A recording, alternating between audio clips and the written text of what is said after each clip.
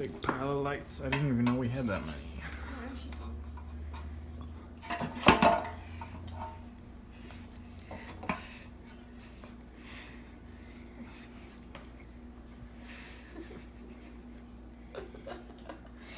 Alright, well, that was fun. I guess.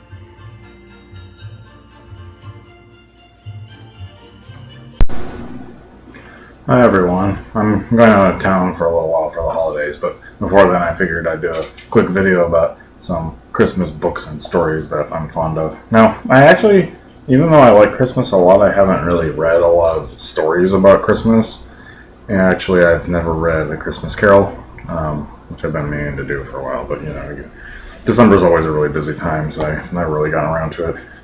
But I wanted to quickly talk about a few works that I'm kind of fond of. So, a kind of strange one that I came across a while back that I really enjoyed, and I can't even actually remember where I found this book, but it's a novella by Orson Scott Card, the author of Ender's Game. And this book actually takes place in the Ender's Game universe at the battle school from Ender's Game. So the book is called The War of Gifts, and basically it's a story about, if you're familiar with the story of Ender's Game, and it's a very popular book, the story basically is that children are sort of recruited to be trained in the military. And so the main character in this book is a child who comes from like a sort of religious sect that is non-violent, so he basically refuses to participate in military training. And so the story is all about battle school, so it kind of takes place at the same time that the book Ender's Game takes place, and Ender, the character, is in the book. And it's a really interesting kind of novella. I'm not sure what conditions or pretense it was originally published under, or what the motivation was exactly. Maybe the author was just interested in doing a Christmas story, but I really liked it. Now, second one, which is actually, I think, probably pretty famous, is David Sedaris' Holidays on Ice, which includes the story about working for Macy's and the whole Santa Claus thing that they do there in New York, which is basically the story that made Sedaris famous. I think is sort of what kickstarted his career, is this sort of, I guess it's alleged to be a true story, but he may have made up parts of it or something like that. So there's actually a number of different stories in here. That's just the most notable one, I think. I'm actually not a huge David Sedaris fan.